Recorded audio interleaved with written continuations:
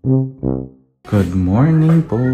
Time check is 7:22 and medyo madilim-dilim pa. Tara po, labas tayo po. Ito yung view sa labas. Medyo may konting kadiliman pa pero pataas na rin yung araw. As you can see, kung makikita nyo, medyo umuusok yung bunganga ko. Sobrang lamig talaga ngayon. May moon pa oh. Napaka-clear ng sky dito sa New Zealand. So this is our neighborhood po and we are on the ground floor. So we're renting an apartment. Medyo malamig dito sa labas. Pasok muna po tayo. Early morning. Ito po ang routine ng baby naming Pogi. This is Coco. Coco. Say hi, Coco. Hello po. So dito muna siya sa playpen niya at nakakalakad siya ng malawak dahil malaki yung playpen. Habang nagwa-watch siya ng famous Miss Rachel, ang gagawin po namin ngayon is mag-prepare ng mga gamit ni Coco for his birthday. Tapos magpapadala po tayo ng balikbayan box sa Philippines. Hindi pa namin alam kung anong oras po yung pick up kasi hindi po nagbanggit yung company, yung courier. By the way, ang pangalan po ng courier is BM Express. So for those who want to bring some stuff to the Philippines na taga dito sa New Zealand, you can contact them. Tapos, I think, hindi pa ako sure kung nagpapadala po sila from Philippines to New Zealand. So, ilalagay ko lang yung camera dito habang nagbabalot po ako ng paano ba yan? Nagbabalot. We'll catch you later po. Balot muna po ako ng balikbayan box. Bye! Binuksan na po muna namin yung blinds kasi medyo maliwanag na. Ayan, buksan muna natin na mabuti. Ayan. Ayan, ganun na kasimple. Musta ka dyan, Dong? Ha? Ginagalaw niya na naman dito sa side kasi ewan ko sa kanya. Bantayan po namin siya na mabuti. Ito yung mga goodies para sa party ni Coco. Hopefully ma-videohan po namin para makita nyo kung ano yung setup sa... By the way, sa Auckland Zoo pala siya mag-birthday. So, ito yung mga giveaways ng mga bata. This is all bought from Temu. So, ang Temu is like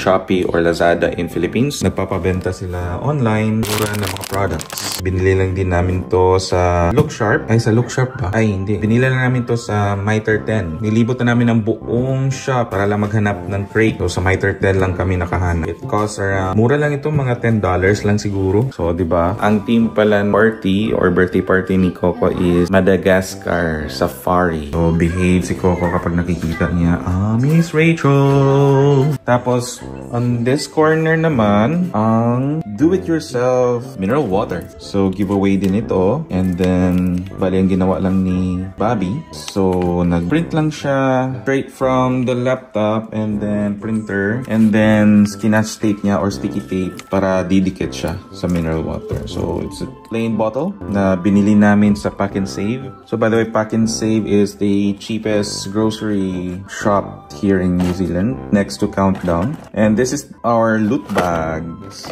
Diba? Napakaganda. Ito naman po is made from AI-generated application. Nagawa po ni Bobby sa application sa internet. And then there's another design here which is Coco is a wild one. Specifically, ganitong design may designated name for the kid.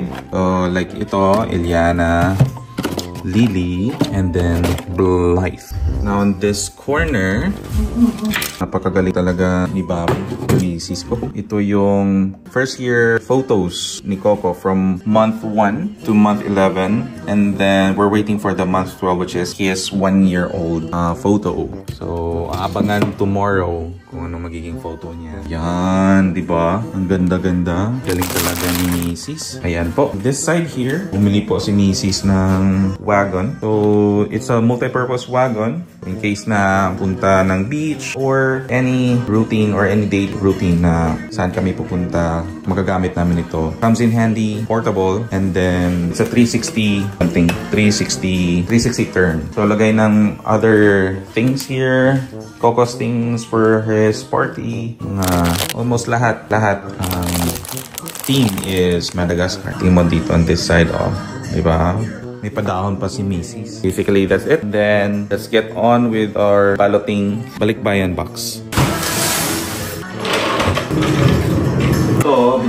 sa Ace Hardware, hindi joke lang. Mukha siyang Ace Hardware dito. Bumili kami sa Bunnings. So ito siya is a 4-wheel para in case na if you want to move furnitures or boxes like this big, it's easy for us to move kasi meron siyang leverage. Kuha ko ng duct tape. Tingin ko hindi ito yung scotch tape. Kailangan duct tape na clear tape. Iwan natin ang ilaw. May nakalagay yung duct tape. Sorry po guys, medyo makalat ang storage namin. Ito lang yung available storage ng apartment. As you can see, napakaliit ng apartment. So, nakabalik na kami. Dumaan po ako sa warehouse stationery. Bumili ako ng packaging tape, duct tape, and then marker, pen to pen. Tapos, kailangan sulat muna natin yung details sa receiver tsaka sender dito sa box. So, ang sequence ng pagbalot is mauna yung duct tape and then packaging tape. Tama, Babs, no? Duct tape and packaging tape. Duct tape mauna. Mauna na lang ang packaging tape, then second yung duct tape. Ito pala yung duct tape. Alright.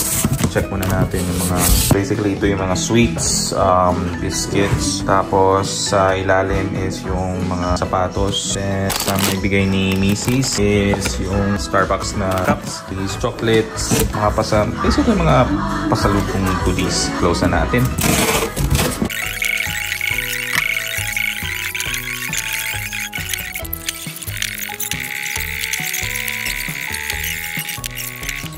So, bali po, lakad muna kami. May mga bibilihin lang na mga gamit na kulang. So, bali, mga cutleries, extra plato. Bilhin na rin kami ng bigas. Drive muna ako. Sama ko si Mrs. So, iwan muna sila Coco po, tsaka si Po.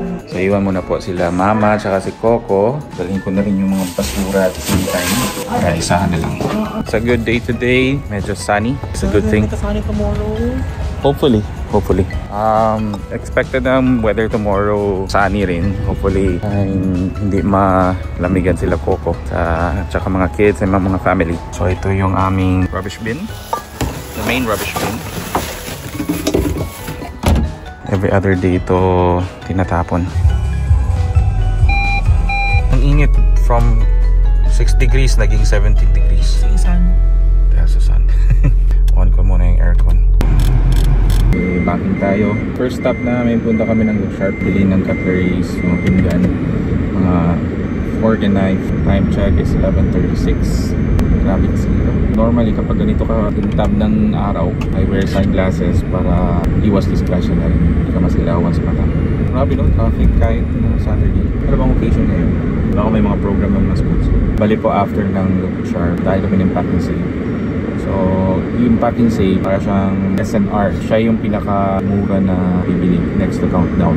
Dito po, wala po kayong makikitang wet market. All is regulated para malinis, hygiene-wise siya. So, palabas na tayo ng motorway. Cute nila mag-vlog. So, daan lang po kami ng motorway kasi mas mabilis yun siya compared sa small road. Hindi na kami mag-change lane. Dito lang kami sa lane ng Christian Avenue para madali mag-exit. One of the things that you like about New Zealand is because they have good road construction. Smooth yung daan. Walang potholes. Well-maintained. Saka hindi mo nakikita yung mga construction workers na during the day sila nagre-repair ng road. Normally, during the night, pag nakikita mo sila nagre-repair sa gabi, kinabukasan wala na yan sila. Wala ka na makitang cones, wala ka na makitang trucks. Pulido. Daming tao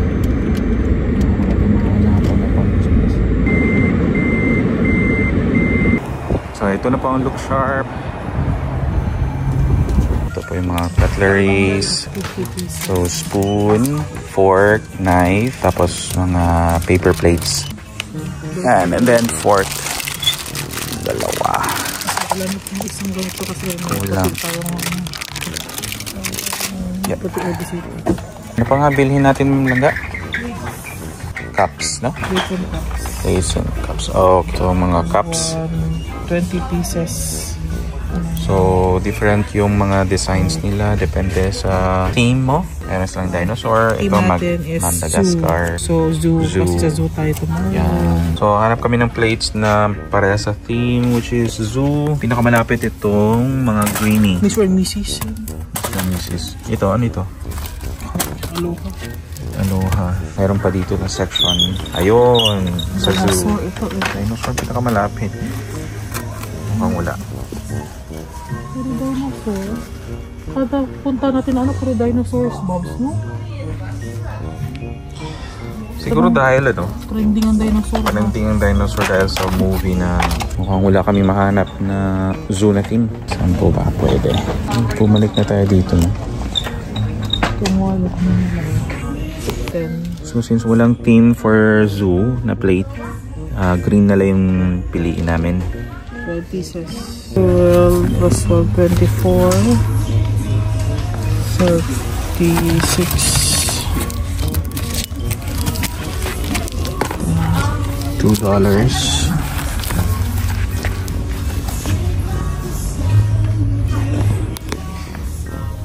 So for the napkins, may nahanap kami na zoo ang theme.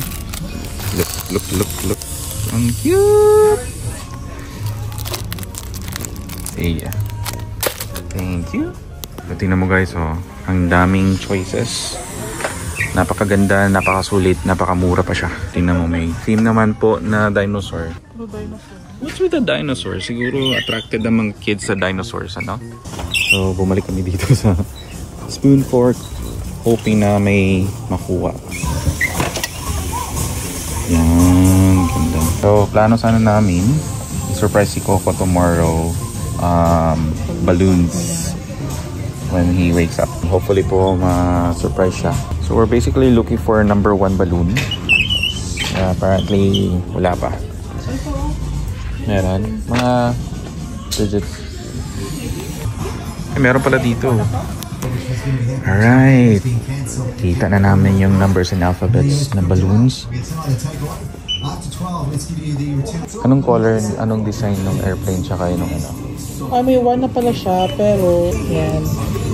So may... Tanong lang, huwag natin gamitin itong 1 na ito. Kasi magpa-ano tayo, Sige. Number 1 helium. Number 1 helium. Huwag ito pink. Ay, ito blue. 1. So, ito yung pinamili namin kanina sa Pack and Save and then sa Look Sharp. So, distilled water ni Coco, gatas niya, and ito yung sa party niya. Ito yung lunch namin. Bumili na lang kami ng lechon manok para hindi na kami mahirapan magluto. And then, saing na lang ng kanin. And then, yeah, before anything else, kunin ko na lang yung bigas muna para makasaing ako. Pasok ko ang saing. 4 cups. Tama-tama lang sa amin. Alright. Wi-Fi. Wow, napakalambot niya. Slow cook. Naglalaway na ako. I'm so hungry. Yung. So ano ito siya? This is sage and onion stuffed hot roast chicken. Sounds delicious. Okay. Lipat ko na siya sa plato. What? Okay, scooping it up. Yung juice niya nandun pa sa foil container. Ilagay na natin. Tapos iinit din natin yung pork and beans sa microwave oven. Let's say mga 2 to 3 minutes. Tapos buhusan natin yung juice niya, yung sabaw, para mag-add up ng juiciness. Alright, aftercare tayo. Bon appetit! Isa-isahin ko muna siya pasok bago kami mag-alis na naman at ipa-inflate yung balloon na number 1. Dandahanin ko lang muna kunin yung mga pinambili namin sa grocery at saka sa Look Sharp. I-arrange ko lang muna siya sa loob. After that, alis na naman kami para kunin yung cake stand tapos i-inflate yung balloon. Anytime soon po, aalis na kami kasi medyo maulap na baka babagsak ang ulan mamaya. Okay, so shall we go, Mama? Let's go! Ganda-ganda ng asawa ko. Alam nga naman ang iba akong magandahan. Siyempre talaga, kanino pa nagmana ang asawa ko. Kalimutan ko ang susi.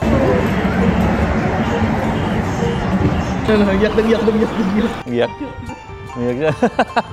Umiyak si Coco. So, dito na kami sa bahay ng magpaparent ng cake stand ni Coco. Chinat na ni wifey yung mayari. Antayin na lang namin lalabas. Hopefully, yun dyan na. Naku po.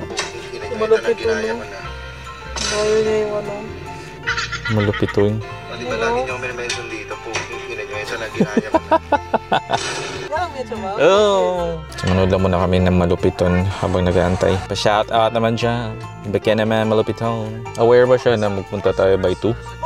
Oh, yan pala siya. Red Uncle. Lalaki. Hulo. Lahat sila nakatali ng pinansagang Red Uncle. Lo. Pero ika nga, walang lihim na hindi namumunyag. Kamukha ni malupiton, gago. Nakamukha niya, no? Yan, lumabas na lang si Bobby. Tagal lumabas yung mayari. Pero ano po, antay na lang po talaga tayo. Nalabas din po talaga sila. Kuha na ang cake stand. Ganda oh.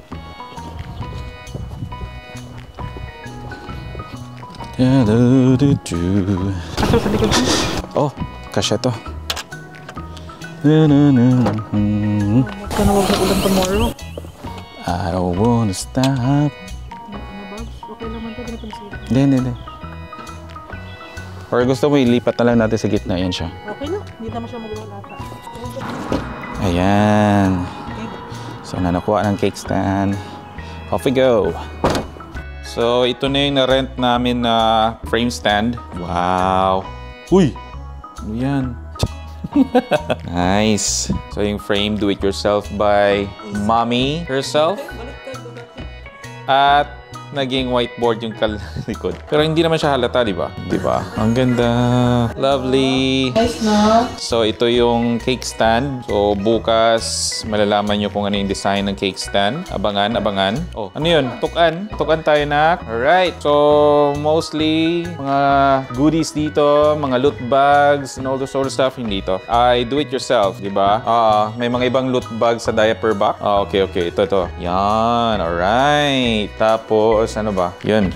Nagdagdag pala kami ng mineral water para sa mga adult. Tapos, pandagdag dito. So, hindi na namin lagyan ng sticker kasi makapagod na. Wala ng time. So, that wraps up this video. Hope you like it. If you like it, please subscribe and follow and like or comment for any improvement of my video.